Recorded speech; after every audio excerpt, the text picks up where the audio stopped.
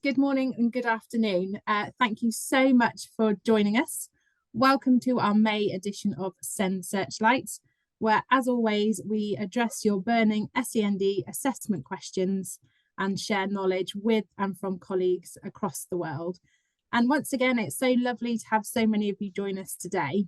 As former leaders for SEND provision, Emma and I will draw upon our own wisdom, experience, and learning to guide you through a meaningful use of data, whether that's part of an effective and efficient process of identification or to inform that wider strategic SEND picture.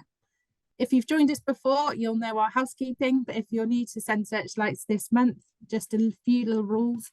Please do stay on mute. If you need any clarification on today's questions, please put your questions in the chat box. We're not monitoring the Q&A box. If you do have any questions for future webinars, please do submit them by the registration form, which will be sent to you after the webinar, along with a recording of this one. So thank you for all the feedback from last month's Send Searchlights, which does help us to shape our future episodes. And once again, thank you so much for all your questions. Please do keep them coming. We always have a real struggle to choose which topics to choose for each Send Searchlights. But this month we are looking at EAL or ELL learners, depending on where you are in the world. So we're going to start and head over to Emma. Thank you. Good morning, everybody. As Polly said, today we're going to be tackling those issues around EAL, and this came up as quite a common theme during a recent trip to the Middle East, and Polly will be giving you a bit more information about how you can check in on some of the sessions that we hosted there. The first question that we're going to tackle, I guess, came in various different forms from a few colleagues. Aurora, who's a head of learning support in Germany, Maria Asenko in Cyprus, and Pauline, who's a learning support coordinator in Slovakia, all asked questions pertaining to the theme of administering assessments with learners who may have an EAL status. So I guess I'm going to start with that all-important reminder that any assessment administration is at the discretion of the assessment administrator, or in this instance, you guys as teachers and SENCOs and learning support leads. We would encourage you to consider the appropriateness of any assessment based on the needs of your learner. And one of the things that goes without saying is there must be a certain level of English acquisition in order to access even the instructions for some of our assessments. So definitely worth bearing that in mind if learners are very, very new to English.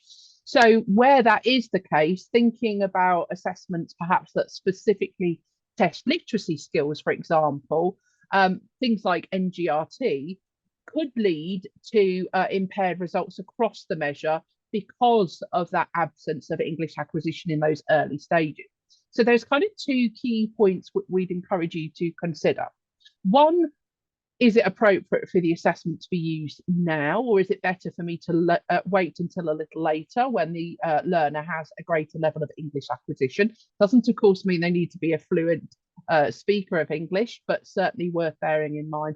And the second, if you do choose to administer an assessment with a learner at an appropriate stage of developing English as a second language, and some people might call those ELL learners, English language learners, then the results from that assessment should be considered within the context of the level of English for that learner. So you would be modifying any conclusions that you draw in light of that. And we think that's really important, that contextualizing of data when you start to think about the implications and next steps actions.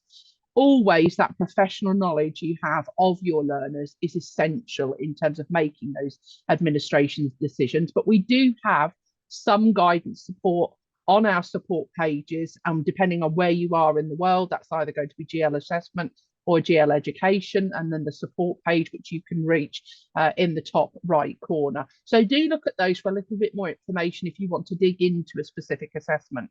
And I'm mindful that Polly's question that she's going to cover off in just a moment might have some more specific details about some of those, but just for awareness, anybody who is using our pupil attitude to self and school, or the PASS survey, there is available on request a PDF document which contains translations for 26 different languages.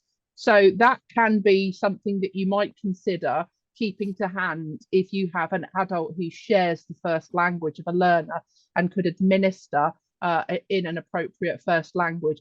They include many European and Asian languages, Arabic, Russian, Somali, Welsh, so quite an extensive list.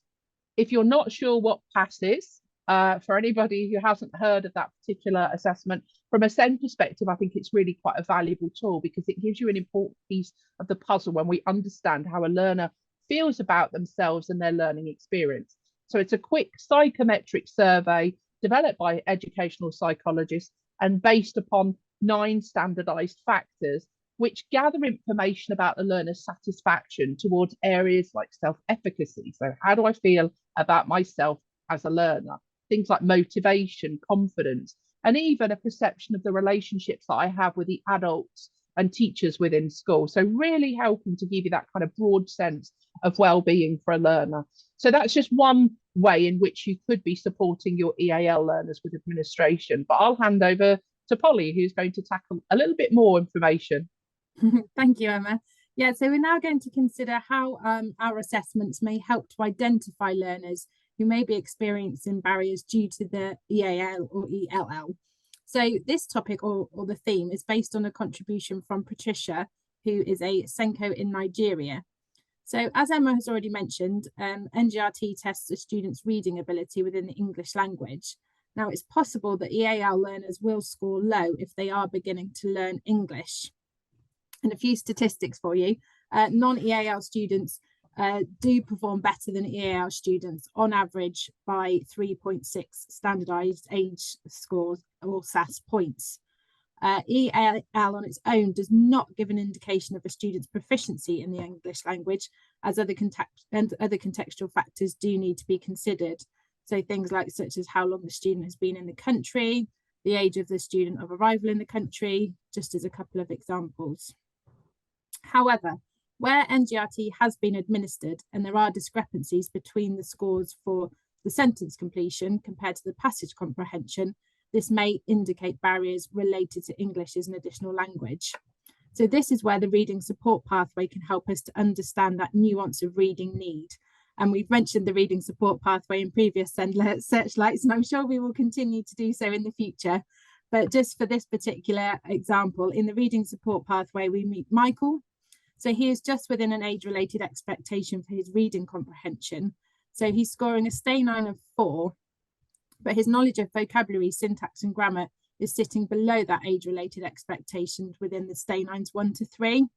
So therefore, questions to consider with this type of profile might include his EAL status. Can we extend his vocabulary knowledge, or does he need support in specific vocabulary related to different subjects? So that's an example from NGRT. If we now consider CAP 4 assessment, which again can help to indicate those EAL needs. It's typical for learners who are new to English to experience difficulties with reasoning with words in English. And therefore, when you look at the results and compare the results for verbal and non-verbal abilities, you may find there is a discrepancy, with the non-verbal score often being higher. So again, with a profile such as this, you may wish to consider whether EAL could be an influence and to what degree there is that influence. As the non-verbal reasoning and spatial ability barriers do not rely on reading or the use of English, they can be particularly useful when assessing students who have English as an additional language. And now move on to the CAP 4 Learner Guide, which again is something we will continue to mention in our SEND Searchlights as it is such a useful resource. And the CAP 4 Learner Guide, as we've mentioned before, does look at a number of different profiles. And today I'll just mention Dasani, who has that verbal and non-verbal discrepancy. That's sometimes described as a verbal deficit. So we know that despite being an active learner, she can find large group discussions difficult to keep up with. She can miss unfamiliar cultural references and can confuse popular expressions. So Dasani benefits from additional prompts and reminders in literacy-related learning, and may at some point require further investigation of language, vocabulary, reading skills, should these become a barrier to her success. Now, Emma, alongside another of our colleagues, Georgina Cook, discussed these profiles in more detail in their webinar on linking research, evidence and pedagogy to support EAL and SEND learners. So I would highly recommend taking time to watch this, and this is available via our website. And just finally, if you are a user of both Cat4 and NGRT, then you can gain further insights from the combination report, which will support you to better understand your students' learning profile.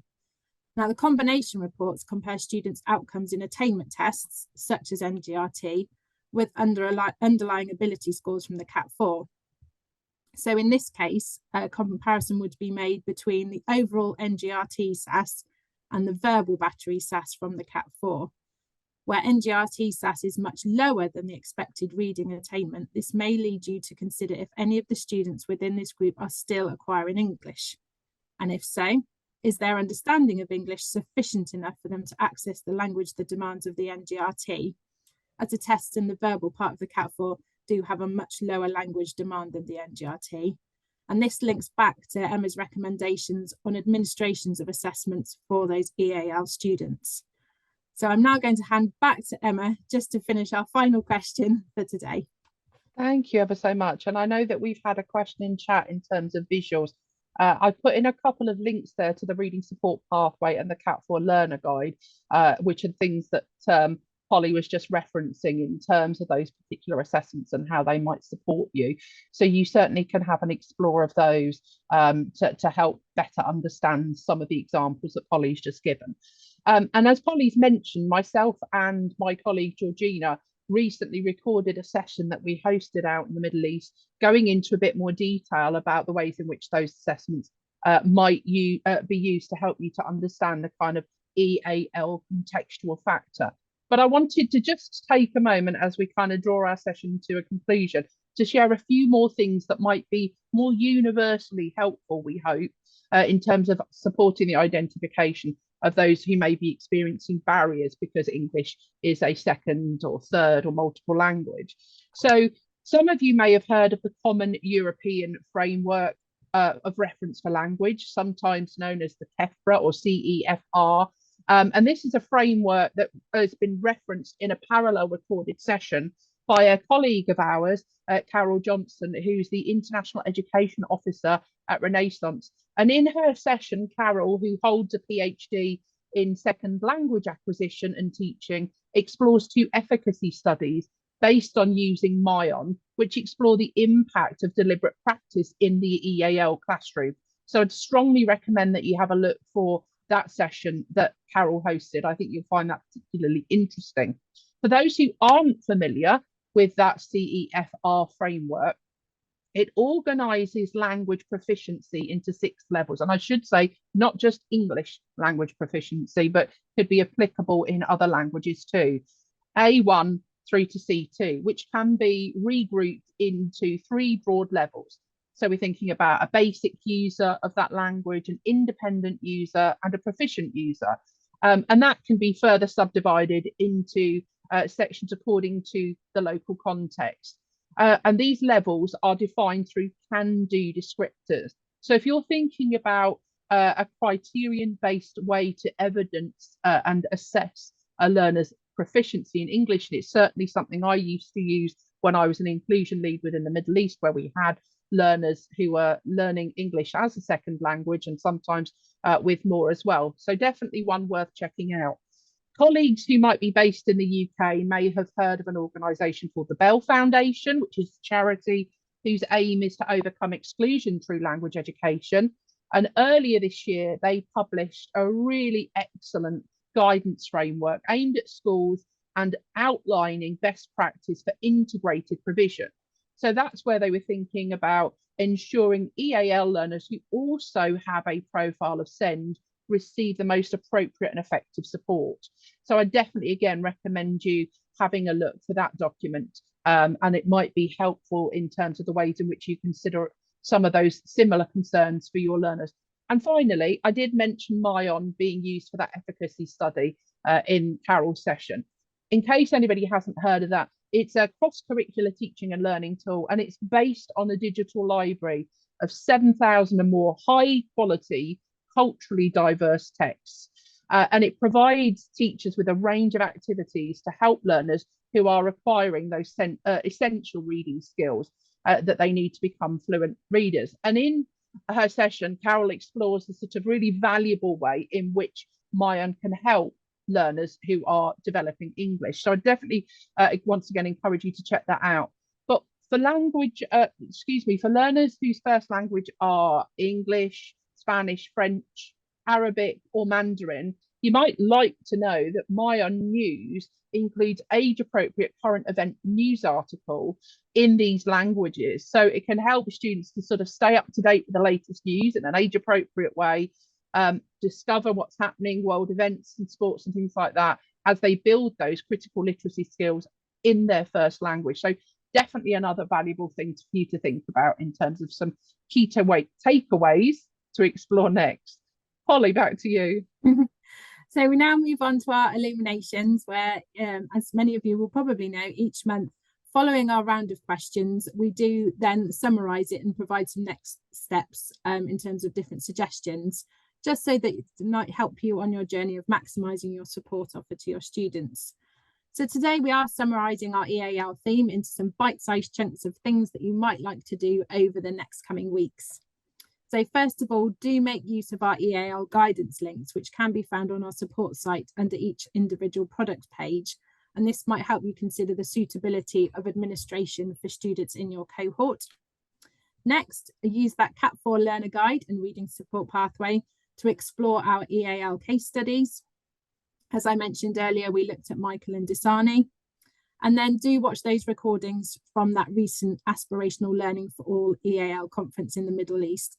And as Emma's made mention, we've had contributions from many people. So Jean Kern, Carol Johnson, David Bartram, and of course, our very own Emma Dibden and Georgina Cook. You'll find on the landing page for that webinar as well, there's a host of EAL related blogs. So do explore those alongside the webinars. And that's it from me this month. Back to you, Emma. Thank you. And it just leaves for me to say thank you once again for joining us. I know some of you are return watchers and listeners every month, and we're very grateful for that. Do be reminded, we've shared a couple of examples of the resources within our support site, but there's a wealth of information there to help you, particularly with those learners who may have special and additional needs, but also EAL learners as well. Next month, we're going to take a very slightly different approach, and we're going to have a guest join us, because one of the themes that has been coming up regularly through your questions is how can I really understand the data I have from some of the specific assessments and screeners that we have. And Polly works as part of our Assessment Insights team. She's one of many education advisors who are all previous teachers and leaders, and is responsible for supporting you on a one-to-one basis, going into a really detailed data consultation and really helping you to maximize the insights and prioritize your next steps from that data. So join us next month as we explain a little bit more about what that looks like. And just one last request from us, and that is that you take a moment to share, using the QR code on screen, your feedback. What's working for you? What would you like to see more of? That way we can continue to evolve these sessions to make sure that they're maximizing exactly what it is that you need from us. Our next session is going to be Tuesday, the 11th of June, and we will look forward to seeing you all then. Thanks so much for joining us, and have a great rest of the day. Thank you.